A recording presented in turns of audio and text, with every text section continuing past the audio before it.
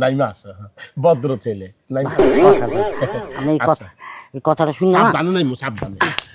না গাছের তো নাম আর উডা আমার অভ্যাস হয়ে গেছে গা দেখেন উপদেশটা স্যার আমাদের গ্রামের প্রত্যেকটা মানুষ কিন্তু পালন করে ইভেন আমিও যখন আপনাকে দেখি আমিও কিন্তু পালন করি তবে একটা কথা আমি কিন্তু খারাপ উপদেশ কাউরেই দেই না দেন না আমি ভালো উপদেশই দিই সেই জন্য আমার কথাটা পালন করে চলে এই যে যেমন আপনি গাছের থেকে নাইমা আসছেন এরকম করে সবাই কিন্তু আমার কথাটা পালন করে বুঝছেন হ্যাঁ হ্যাঁ আপনার কথায় প্রত্যেকটা কথায় যুক্তি আছে কিন্তু কিছু কিছু কথা অযুক্তি আছে মাঝে মধ্যে মাথা ব্যথা তার ছিঁড়ে যায় যখন আপনি এইভাবে বুঝায় বাজায় আপনি যখন উপদেশ দেন মানুষকে ঠিক রাখার জন্য সুস্থতা থাকার জন্য পর্দাশীল হয়ে চলার জন্য 5 ওয়াক্ত নামাজ পড়ার জন্য এলাকায় নম্রতা ভদ্রতা রাখার জন্য আবার ফিটনেস ঠিক রাখার জন্য আচ্ছা বাজান বাজান আপনি আমার হোমন্দিপুর বলার দরকার আছে আমি আপনার এত খারাপ কিছু বলি নাই বাজান আমি বলছি গাছের থেকে নাইমা আসেন আপনি নাইমা আসছেন আবার হোমন্দিপুর বলতেছেন কেন তোর এই উপদেশের গোষ্ঠী গিলা তোর উপদেশ পাইয়া অনেক বেড়া সংসার ভেঙে গেছে অনেক বেড়া বসে গেছে তোর এই উপদেশ শুনা আমাকে বাদল কাহা আর একটা বিয়া করছে হ্যাঁ সে এলাকায় ঢং ঢং করে বউলা করে আমি মনের কষ্টে কাছে উঠে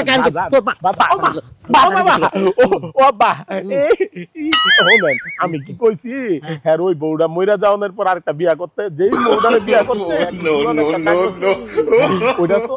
আমারও বিয়া করতে পারত ওই বাদল মেয়ের বউকে হাতে মারা গেছে রে তোর উপরে শুনে মরতে যদি সংসার করতে ভালো না লাগে বৌমা সংসার ছেড়ে যাও নাহলে মরে যাও এই সংসার থেকে তুমি মারা যাবে এমনি এমনি সে বেটি লগে লগে ফাঁসি নিছে তারপর দিনটা বাদল মিয়া বিয়া করছে কি মনে নাই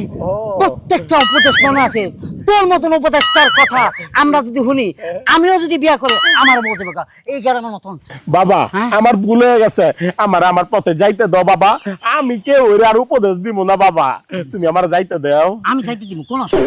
এই যে উপদেশ দিতে দিতে মানুষকে ফিটনেস ঠিক করার জন্য নিজের ফিটনেস ঠিক না মন্দির পালা হ্যাঁ নিজে তো হারা দিনে না দিনে 3 বার করে রুটি খাওয়ার কথা তুই যে গামলা ভরে ফান্তা ভাত ছাড়ছ না গরু গোশত ছাড়ছ না মুরগি ছাড়ছ না কোনো কিছু ছাড়ছ না নিজেই ফিট নাই যাই হোক আজকে আমি কইলাম আজকে থেকে তুই একটা জ্ঞান দিতেছি একটা জিনিস বুঝাইতেছি এই গাছটা একটা সিপা না একটু বেকা হন ও বাজান আমার কোন চিপাই ঢুকাইলেন আটকে গেছি গা তো বাইরা মুখে আনবে তোরে মারুম অনেক টাইম না কইনা মারমু তোরে এর লাগা ফাড়া বসে দিবা বাজান আমার গাইল দেন নি করেন কিন্তু আমারে চিপাতে বাইর করেন নালে আমার পেটে চাপাইতে ও মা ও আব্বা ও খালো ও মা আর কারো উপরে দি না আজকে প্রত্যেকটা মানুষের যেভাবে কত মসজিদে যাইতে এখানে যাইতে এখানে তুই যাবি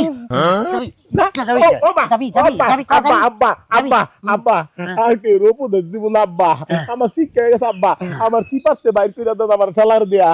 ও আব্বা বাজান আমার ছাইরা দেন বাজান আমি কোন আর কেউ উপদেশ দিব না বাজান আপনার পা দুইটা দুইটা কই এই উপদেশের কথা আরো একবার বলছিলে তুমি তখনও তোমাকে আলকা ছাপটা ছাইরা দিছিলাম কিন্তু আজকে যেহেতু ফাড়া বাসের মধ্যে চিপার মধ্যে হান্তা দিছি অনেক টাইম নেয় সেকেন্ডে হিসাব করে তোর মারমু তোর এই আব্বা আমার আটটা সিরা